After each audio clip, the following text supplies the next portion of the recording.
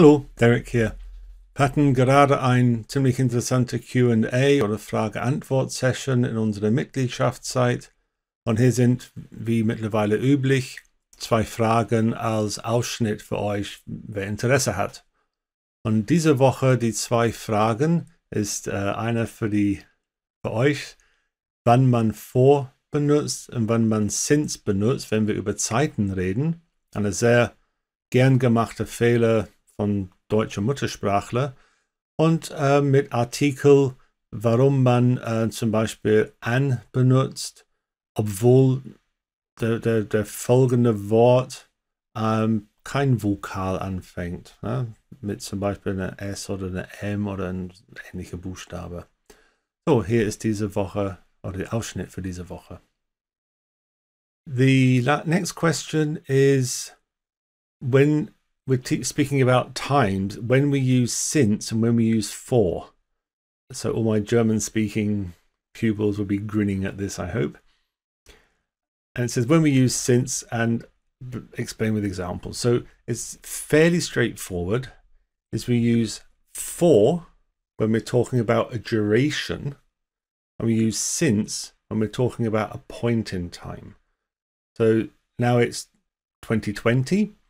So say I moved somewhere in 2015, I could say I've been living here for 5 years, or I've been living here since 2015, but not since 5 years. No, that's a common mistake in certain languages. So it's for a duration, since a point in time. And that point in time doesn't have to be years ago. It could be 10 minutes ago. You know, I've been doing this video since, take a time 10 minutes before we started. Before now. So there's no rule that says that the since has to be more than a certain time in the past.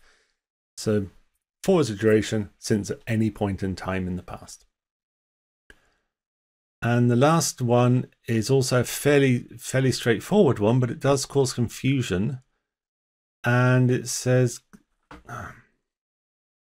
why did I use the article an before, so saying an SMS?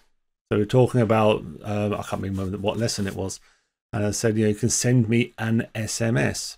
And he said, but surely we only use an in front of vowels, and S isn't a vowel.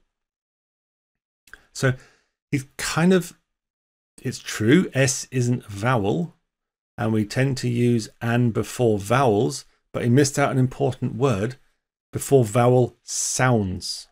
And it's really just to make it easier and more sort of fluent to speak. It's not anything grammatically sort of correct. It's really just aids speech. So if we take something we can all agree on, like elephant, if you would try to, I went to the zoo and saw a elephant, this is a elephant, it just doesn't flow. So we say an elephant and it flows a lot nicer.